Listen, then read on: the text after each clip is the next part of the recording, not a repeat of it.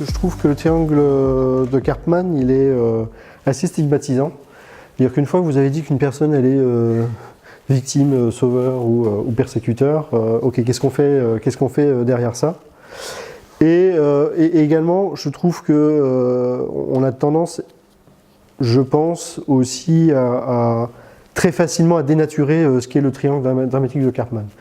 Donc, ce que je vais vous proposer, c'est de faire les choses en deux étapes. On va faire rapidement tous ensemble un rappel de ce qu'est le triangle dramatique. Et puis après, comment on passe du triangle dramatique au triangle gagnant. Donc en fait, c'est un échange, hein, ce qu'on appelle des transactions, pour reprendre une notion d'analyse transactionnelle. Hein. Le triangle vient de l'analyse transactionnelle. Eric Berne, qui est le fondateur de l'analyse transactionnelle, avait noté, remarqué que dans certains échanges, notamment des échanges négatifs entre deux personnes, systématiquement la même façon d'évoluer, d'avancer en fait entre ces échanges, il y a quelque chose de très théorisé, de très codifié et qui se finissait toujours par la même chose. Et donc Eric Berne a commencé à théoriser là-dessus, c'est ce qui est sorti avec les jeux psychologiques, et Karpman a modélisé le triangle dramatique qui vraiment s'appuie sur les travaux de Berne. Dramatique, il faut le prendre sur le mot théâtral, en fait c'est le triangle théâtral de Karpman, il faut le prendre plutôt dans cette dimension-là. On est vraiment, chacun va jouer un rôle qui est inconscient, hein, c'est-à-dire que quand on rentre dans un triangle, on n'est pas conscient de ce qui se passe. Et on sait que systématiquement, ça va mal se terminer. Systématiquement, ça finit mal. On sait en tous les cas comment ça va se terminer. Et en général, les gens qui sortent d'un triangle, ils se disent « Bah, de toute façon, je le savais déjà, hein. Bah, c'est toujours la même chose. Hein. » Pensez à ce qui se passe avec vos conjoints, avec vos enfants, peut-être les adolescents, ils sont très doués les adolescents pour vous faire entrer dans les triangles. Voilà, en général, quand il y a des tensions qui naissent, c'est en général toujours sur les mêmes sujets, c'est toujours sur les mêmes choses. Ah ben oui, je te l'avais dit, de toute façon, lui, on ne peut pas compter sur lui, etc. Vous voyez, c'est ça le triangle dramatique de Karpman. Alors, la forme du triangle est toujours la pointe vers le bas. On a le persécuteur, on a le sauveur et on a la victime. C'est un truc que j'ai pu observer. J'étais en vacances avec des potes sur une terrasse et en face de moi, il y a un couple qui s'installe avec des enfants, donc un homme et une femme, et leurs enfants. Et la mère semblait un peu énervée parce qu'en fait, elle avait 1h30. On sentait qu'elle avait bien programmé ses vacances. Et il y avait un trou d'1h30. Là, merde. Dans 1h30, on doit visiter le Duomo. Qu'est-ce qu'on fait pendant 1h30? Donc, la mère semble énervée parce que le timing de la visite de la ville ne semble pas optimal et qu'ils ont une marge de temps libre dont ils ne savent pas quoi faire. Donc, après avoir regardé le plan rapidement, elle le tend à son mari pour qu'il lui suggère une solution. Chérie, sauve-moi. Donc, elle a son plan et elle dit ok.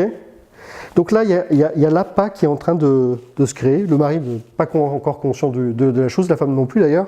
Mais il y a quelque chose déjà là, elle se tend vers son mari et par rapport à l'histoire qui va suivre, vous allez comprendre pourquoi c'est un appât en fait.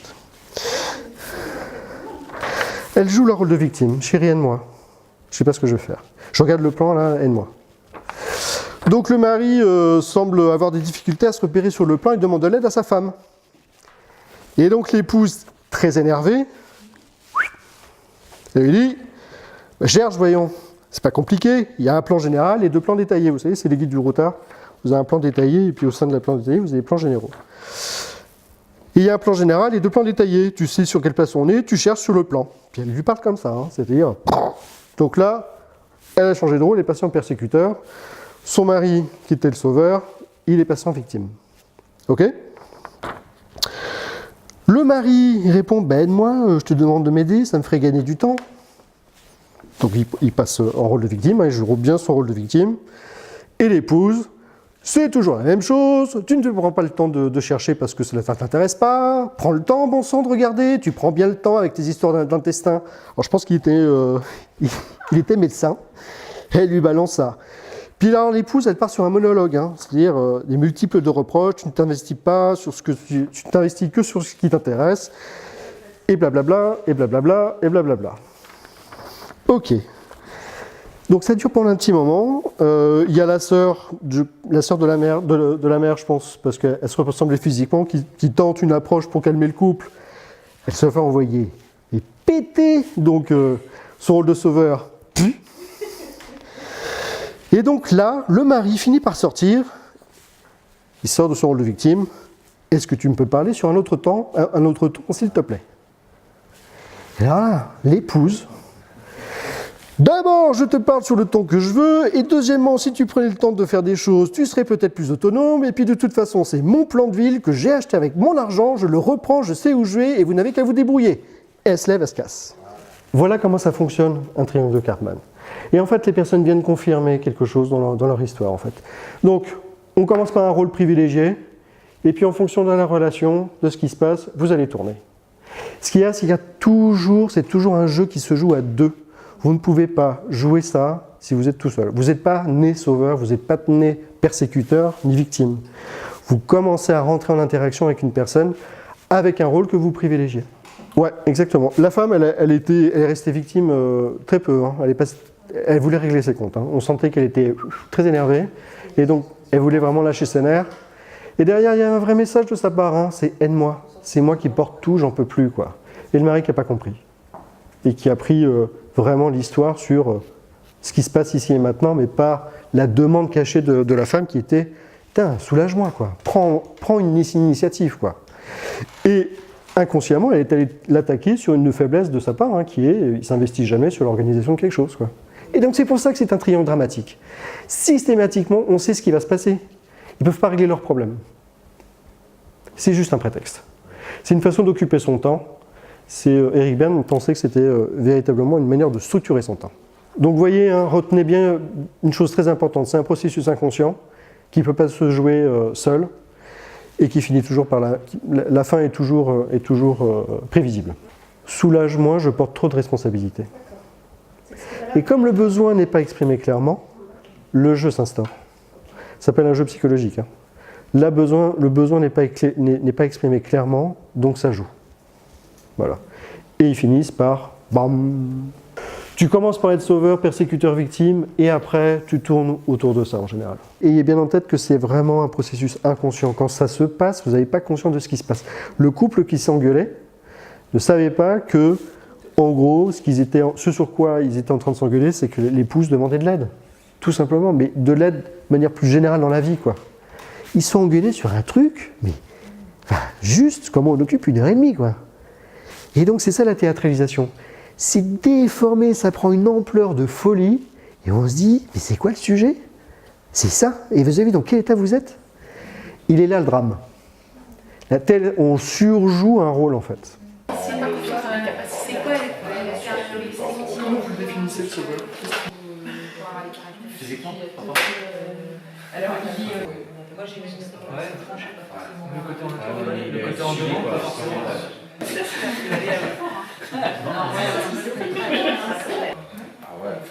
Alors derrière l'avantage, il y a aussi la définition de c'est quoi sa qualité. Exactement.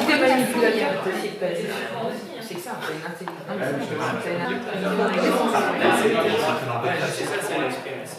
Comment ça, c'est trouver la faille ou c'est identifier? C'est tellement qu'il est premier, c'est tellement qu'il est victime. C'est victime. Et plus le temps et de tu peux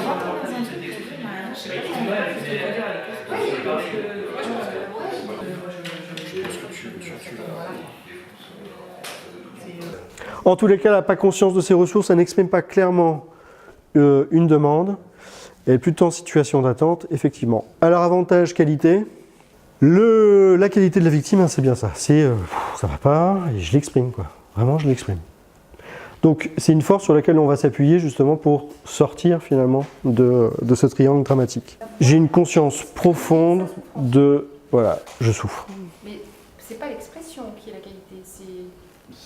J'ai cette conscience de cette souffrance. C'est pas forcément l'expression de ça. Alors après, l'expression fait que la personne ne va pas sortir de cette situation-là, mais en tous les cas, j'ai posé que ça ne va pas, quoi. Ça ne va pas. J'ai conscience, c'est-à-dire qu'on n'est pas dans une personne qui est dans le soi fort. Le soi fort n'exprime jamais sa souffrance, n'exprime jamais son émotion. Lui, il va plutôt dire ça passe, quoi. Ça passe, je tiens. J'ai conscience que ça ne va pas. Je ne sais pas quel est le problème, hein, mais ça ne va pas. Et je le dis, et j'espère inconsciemment d'avoir une personne qui peut m'aider. Je ne me complais pas, c'est Non, mais de toute façon, moi, dans la vie, c'est toujours la même chose, hein, c'est trop dur. Hein. Une autre caractéristique, c'est une personne qui ne sait pas, enfin, sa méconnaissance, c'est aussi penser et résoudre, c'est deux choses différentes pour elle. Tant que je suis dans l'expression de ma souffrance, je ne peux pas réfléchir. Donc, c'est des personnes qu'il faut leur mettre, sortir de leur souffrance pour pouvoir qu'elles commencent à réfléchir et trouver des solutions. Mais elles ont cette incapacité, on se dit, mais non, là, je souffre, là, c'est pas possible, non, mais tu vois pas ce qui m'arrive, non, mais c'est pas possible ce qui m'arrive. Voilà, elles ne peuvent pas faire les deux. La première qualité du sauveur, hein, c'est effectivement que c'est une personne qui a une profonde empathie et qui va vraiment chercher à vouloir aider les autres. Et donc, il est sûr de sa bonne position, quoi. Donc, il n'y a rien qui va l'empêcher de le faire, quoi. Seulement, son problème, c'est que, alors, tout comme la victime, il cherche une valorisation et être reconnu et être aimé, la victime et le sauveur, ils ont vraiment le même objectif, hein, être aimé, être reconnu. D'une manière différente, mais ils utilisent les mêmes, enfin ils ont en tout cas le même objectif. Ce qui va surtout nier chez l'autre, c'est quoi chez la victime? Qu'est-ce qu'il ne va pas voir? Ses capacités. Alors c'est pas qu'il n'a pas confiance, c'est qu'il ne les voit pas. Il ne peut pas s'en sortir chez moi, sans moi, il ne peut pas s'en sortir. Ah non mais il a besoin de moi là, non, mais attends, il est sous l'eau quoi. On est dans la méconnaissance. La confiance, ça veut dire que je suis vraiment dans un acte plutôt conscient, c'est-à-dire que j'ai identifié que la personne est capable ou pas capable. La méconnaissance, c'est je méconnais les ressources de la personne pour sortir de sa situation. Il n'a pas de conscience. Je les méconnais. La méconnaissance, c'est vraiment votre point mort. Voilà, c'est comme si vous aviez des œillères en fait. Non, mais je vois pas. Enfin, la personne sans moi, elle peut pas s'en sortir. C'est pas possible. Peut se sacrifier, oui. C'est-à-dire que c'est la personne qui va faire des choses sur lesquelles soit elle n'a pas le temps, elle n'a pas la compétence, elle n'a pas envie, elle se pose pas la question, elle abandonne tout ce qu'elle fait et je vais résoudre le problème de l'autre. Voilà. Ça, c'est le rôle vraiment le sauveur, on le reconnaît dans ce rôle-là, c'est-à-dire que ah non, mais j'ai pas le temps, mais c'est pas grave, je vais quand même t'aider quoi. Oh, mais bon, je vais prendre un quart d'heure, c'est bon. Voilà, là, on est déjà dans le rôle du sauveur. Mais parce qu'il y a une victime. Hein. Mais parce qu'il y a une victime. On n'est pas sauveur comme ça dans l'absolu. C'est-à-dire quand vous dites à une personne, mais là tu joues ton rôle de sauveur, peut-être pas la bonne question qu'il faut lui poser. C'est plutôt qu'est-ce que tu as ressenti chez l'autre en fait plutôt. Qu'est-ce qui a fait que tu as bougé comme ça? Qu'est-ce que tu as vu en fait? Et surtout, qu'est-ce que tu n'as pas vu? Notamment l'autonomie de la personne. Alors, il peut avoir de la résonance, ou bien se dire, j'entends de la souffrance, donc je vais résoudre. Forcément, enfin, ils souffrent, des gens que j'aime souffrent, je prends. Hein, je vais arrêter ça, quoi, j'ai ce pouvoir-là. Et alors, n'écoute pas le besoin de l'autre, c'est plutôt, comme le besoin n'est pas exprimé, il ne va pas le chercher à le deviner, en fait. C'est-à-dire qu'il n'est pas exprimé, mais lui, il ne va pas chercher à. Donc, je maintiens l'autre dans son rôle de victime, en fait. Hein. Inconscient, c'est inconscient. Le persécuteur, lui, fait passer ses besoins avant tout. Donc, il est vraiment c'est quelqu'un d'assertif, quoi. Il sait ce qu'il veut. Et donc, il y a trois types de persécuteurs. Hein. Vous avez l'actif, le passif et le punitif. Le punitif, c'est celui qui va humilier de manière inconsciente, hein. Encore une fois, les personnes. L'actif, c'est celui qui va être dans la persécution active, c'est-à-dire qu'il va nier complètement ce que l'autre, il existe en fait. Ou en tous les cas, que les besoins de l'autre puissent exister. Les personnes qui vous doublent dans une queue, par exemple, voilà. Allez, moi d'abord. Les personnes, vous les engueulez, puis la personne est là, mais ah pardon, excusez-moi, je ne savais pas. Mais ça peut être vrai. C'est-à-dire que la personne, elle n'a pas conscience, quoi. Là, on touche à des valeurs profondes. Mais voilà, ça peut être ça. Elle n'a pas conscience que l'autre peut aussi avoir des besoins. Bah ouais. Et le persécuteur passif, lui, il n'a pas conscience que la personne existe. C'est-à-dire que, ah pardon, je ne vous ai pas vu. Ah bon, t'étais là? Ah, je vis dans mon monde, quoi. Et ce qui m'intéresse, c'est mon besoin, point barre. Il connaît ses besoins. Il a exactement. C'est quelqu'un qui est très assertif. Exactement. Il y a une vraie qualité à être persécuteur, hein, c'est je connais mes besoins. Et je me bats pour. J'y vais et j'y vais. Exactement. Donc c'est un avantage hein, sur lequel vous allez vous appuyer en coaching pour essayer de le faire sortir de ce rôle. Alors, la personne qui prend ce rôle-là, en général, qui instinctivement prend le rôle de persécuteur, c'est quelqu'un qui est en insécurité profonde. Vraiment, il a peur. Au fond de lui-même, il n'est pas sûr de lui. Donc en fait, ses besoins, il va les faire passer en mode violence. Pour lui, pour exister, il faut que je me batte, quoi. Il faut que l'autre paye, quoi. Parce que j'ai pas suffisamment ma sécurité intérieure pour pouvoir faire passer mes besoins de manière pacifique, on va dire. Donc je prends ce rôle-là de manière assez traditionnelle, quoi. Je monte dans les tours assez rapidement, quoi. Le mari qui dit à sa femme « Mais attends, tu peux me parler autrement ?» Là, il passe en victime, quoi. C'est-à-dire qu'à un moment donné, ses besoins sont plus satisfaits, il envoie péter sa femme, quoi. En persécuteur. Il passe en persécuteur. Il était en victime, il passe en persécuteur. Et sa femme, alors, surenchère pour le repasser en victime. Donc on est dans la surenchère, en fait, des trucs, quoi. Et en général, vous arrivez à des ping-pong. Finalement, quand il y a quelqu'un qui rentre pas dans son jeu, lui, ouais, et puis surtout, qui se révolte un peu, lui, il va en victime. et surtout, les personnes ne parlent pas jamais de la même chose. C'est-à-dire que tu veux me parler autrement, mais je te parlerai sur le ton que je veux. D'ailleurs, c'est mon plan. Enfin, on ne parle plus du respect du mari, hein. Mais je fais ce que je veux, c'est mon plan, etc.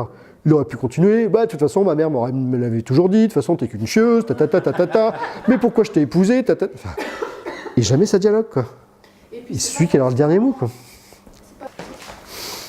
Le triangle gagnant, lui, va s'appuyer sur les qualités, en fait, des personnes qui jouent ce rôle-là. Donc, la victime, sa qualité, c'est exprimer sa souffrance, pas ses besoins, justement. Elle exprime sa besoin, c'est sa souffrance. On va parler d'une personne plutôt vulnérable. La vulnérabilité. Le sauveteur, il est empathique.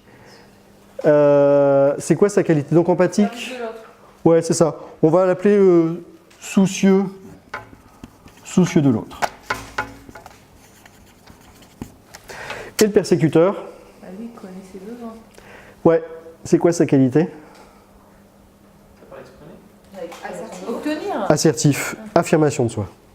Ok, donc soucieux de l'autre, vulnérabilité, affirmation de soi. Donc c'est le triangle du gagnant. C'est Choi, qui est une spécialiste de l'analyse transactionnelle, qui a écrit en fait ce triangle gagnant et qui a construit en fait ce triangle gagnant pour pouvoir permettre à la personne de redécider et de sortir de ce triangle en fait. De se dire mais comment je peux systématiquement entrer dans un rôle, comment je peux m'en défaire.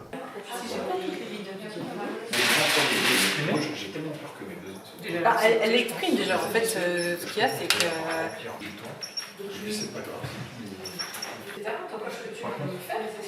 me dis ça, mais essayer de faire et moi, c'est pas la même chose. Genre, j'ai pas conscience d'être dans l'autre et je fais passer mes... Et en même temps, quoi? Oui, donc, c'est se mettre tu vois, un chemin qui parce que c'est en relation plus, c'est ça, mettre l'autre en avant, mais dans le côté de l'autre en avant, il ne faut pas non plus le mettre. Ouais. Tu vois, oui, c'est pas sûr, mais c'était plutôt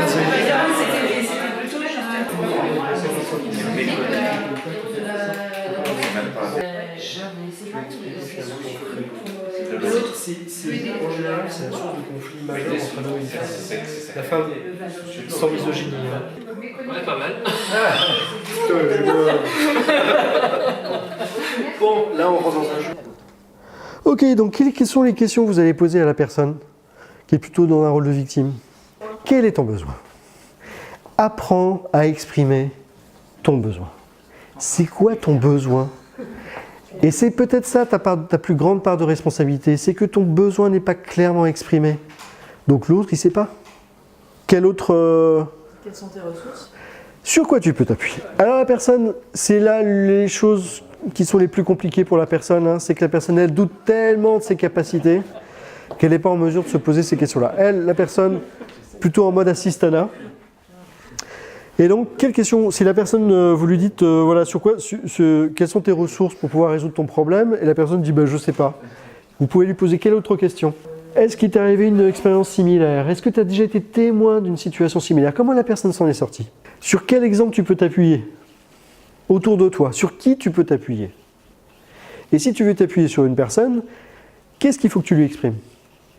Il faut que tu exprimes son besoin, ton besoin. commencer par une approche positive. Écoute, le gros avantage, c'est quand même ta conscience de ta souffrance, quoi. Tu sais que quelque chose ne va pas, c'est déjà le début d'une transformation. Tout le monde n'est pas comme ça. Et un soi fort, c'est plus difficile à gérer que quelqu'un qui joue le rôle de victime. Quand vous n'avez pas conscience que vous n'allez pas bien, c'est quand même compliqué pour aller chercher la personne, quoi. La personne est capable, effectivement, de sortir elle a les ressources pour pouvoir sortir de sa situation. Et même si elle se fait aider, il faut qu'elle joue quand même 50% de sa part de responsabilité dans l'action de quelque chose, quoi. Parce que finalement, c'est essayer de se faire comprendre que sa pensée, son comportement répond à un besoin et donc lui faire identifier c'est quoi ton besoin. Ok, donc une personne, alors ouais, un truc qui marche bien en général, c'est tu la fais sortir de son rôle. Bon, imagine devant toi, tu as une personne là qui a ce besoin-là. Qu'est-ce que tu lui conseilles? Et donc elle peut compter que sur toi. Et donc essayer un peu de la valoriser, en fait, essayer de se dire allez, vous avez les ressources pour l'aider cette personne-là. C'est pas vous. Donc essayez de lui faire jouer un rôle. Et en général, ça marche bien ça. Parce que tout d'un coup, la personne, elle est un peu gonflée, quoi.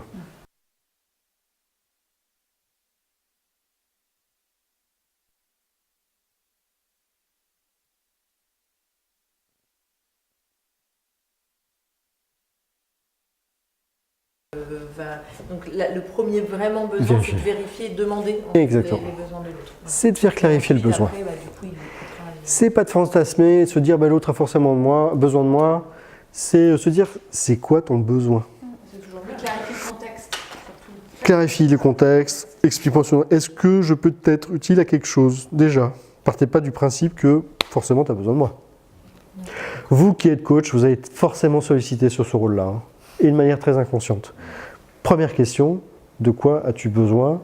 En quoi je peux t'aider? Déjà, c'est une façon de vous protéger contre une victime potentielle, quoi.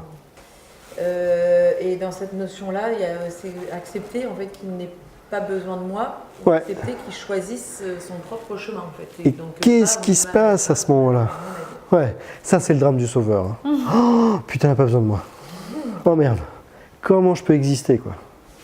En général, les personnes qui rentrent dans son rôle, c'est des problèmes qui ont vraiment des problèmes d'estime d'elles-mêmes.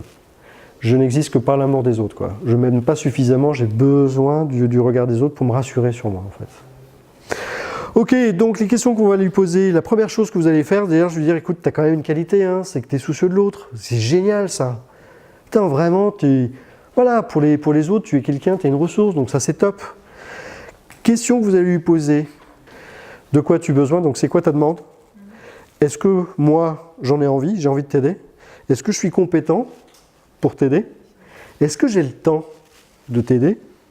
Et surtout, si je t'aide, est-ce que tu vas faire ta part? C'est-à-dire qu'on sera du 50-50. C'est la différence entre l'aide et le sauveur. Exactement. Si ces 5 points sont respectés, ouais, je vais les reciter, mais si ces 5 points sont respectés, vous sortez de votre rôle de sauveteur, c'est sûr. Donc 5 points, hein, besoin, compétence, temps, envie, et le dernier point, c'est est-ce que l'autre va faire 50% du boulot, quoi. Il fait sa part. Tu ne fais pas tout. Tu ne gères pas son problème. Il faut que l'autre puisse devenir autonome. Et tout l'enjeu du sauveteur, il est là. Hein. C'est que, bah ouais, mais j'ai pas envie de le rendre autonome. Parce qu'il n'aura plus besoin de moi. Et donc, il n'y aura plus personne pour m'aimer. Très schématiquement. Il est là l'enjeu. Ouais, mais tu peux exister autrement. En rendant une personne autonome, c'est une façon aussi de recevoir de l'amour, quoi. Vous allez... alors... Ce qui est amusant avec les persécuteurs, c'est qu'on a peur d'eux en général. La manière dont on décrit le persécuteur, on en parle en général comme quelqu'un de pas bien, quoi. Donc ça suppose que le coach il soit zen par rapport à un persécuteur. Hein. C'est-à-dire qu'en gros, et la façon d'être zen hein, par rapport à ce genre de personne, c'est se dire, mais voyez quelqu'un dans toute sa vulnérabilité, c'est quelqu'un qui a peur en fait. Et donc c'est de lui faire reconnaître sa peur. Mais comment ça se fait que tu es dans ce rôle-là? Mais qu'est-ce qui se passe? Enfin, de quoi as-tu peur en fait? C'est comme si il avait peur que ses besoins ne soient pas satisfaits, donc du coup il passe par la violence. Et si tu utilises une autre méthode, qu'est-ce qui se passerait? J'allais bien faire du pose-cache direct. Bah, là, il lui fait faire toucher quand même quelque chose, c'est dire mais comment ça se fait que tu passes par la violence quand même? Enfin, en tous les cas, par ce rôle-là, quoi. Ça cache quoi derrière ça? Ok, et qu'est-ce qui se passerait si tes besoins n'étaient pas satisfaits? Et en quoi c'est si important de vouloir triompher, de vouloir gagner sur l'autre? Qu'est-ce que tu ressens à ce moment-là? En tous les cas, alors la violence, il ne faut peut-être pas utiliser ce mot-là, mais en tous les cas, qu'est-ce qui fait que tu es dans ce rôle de persécuteur? Qu'est-ce qui fait que tu ne vois pas le besoin des autres? Et si tu tenais compte des besoins des autres, qu'est-ce qui se passerait? Ah, mais il passerait devant moi. Ok, j'entends de la peur là. En fait, le but du jeu, c'est de lui faire toucher son insécurité. Bon, et est-ce que son insécurité, elle est justifiée ou pas? Ok. Donc, est-ce que c'est pas une croyance finalement? Est-ce que tu penses que vraiment il passerait devant toi? Enfin, tu peux pas imaginer les choses autrement? Et donc, les débuts de permission, ça serait quoi en fait pour lui? En fait, lui, il a besoin de personne. Il a besoin de personne et son problème, c'est de partager en fait. Est-ce que c'est pas partager le sens et le cadre pour être sûr que... En fait, c'est lui faire comprendre que son comportement a des effets nocifs. Ouais. Et donc déjà, il faut qu'il s'en rende compte parce que lui, il méconnaît ça. Hein. C'est-à-dire qu'il ne voit pas en fait le besoin des autres, il ne voit pas les autres personnes. Ah bon? Ah bon, j'ai fait ça? Ah bon? En général, vraiment, ils n'ont pas dans leur champ de conscience qu'ils font du mal aux personnes en fait. Tu peux avoir le souci de tes besoins sans nuire ou en cessant de faire abstraction des besoins des autres ou ce que sont les personnes en fait.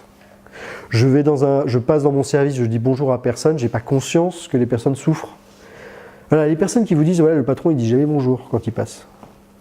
Bon, je sais que ça existe peu chez Decathlon parce qu'il y a une tradition à dire bonjour comme ça tous les jours, mais ça existe. Et les personnes, les patrons, vous leur dites et tu dis jamais bonjour à ton équipe. Ouais, alors. Persécution passive. Voilà. Clairement, la personne n'a pas conscience de ce qui se passe quoi, pour lui. L'enjeu pour ses collaborateurs. Peur de l'intimité, hein, ça peut être ça aussi. Hein. J'ai peur de l'intimité, de rentrer en contact avec mon équipe. Je ne veux pas être trop proche d'eux. Du coup, je suis en position haute, quoi. Et donc, j'ai peur. Donc, c'est lui faire revisiter toutes ses croyances, en fait. Hein. Mais la croyance, elle est vraiment autour de sa peur. Hein. Vraiment, je tire le premier parce que j'ai peur de me faire buter, quoi. Schématiquement. Et encore une fois, de manière inconsciente. Et vous, personnellement, voilà, quand vous êtes dans un jeu comme ça, dans un triangle dramatique, vous prenez quel rôle de manière spontanée? Vous êtes plutôt sur quel rôle? Comment vous le vivez? Quel impact ça peut avoir sur votre accompagnement? Et comment vous pouvez essayer déjà justement de glisser vers le gagnant, quoi. Parce que dans le coaching, hein, quand on est sauveur, on a tendance à faire du conseil. Parce que quand on est persécuteur, quand l'autre n'arrive pas à atteindre son objectif, putain, vous vous énervez, vous dites putain, t'es vraiment une paille, quoi. Le mec il avance pas, quoi. Okay. Et on le dit pas, mais en tout cas on le pense. En tous les cas, on devient violent.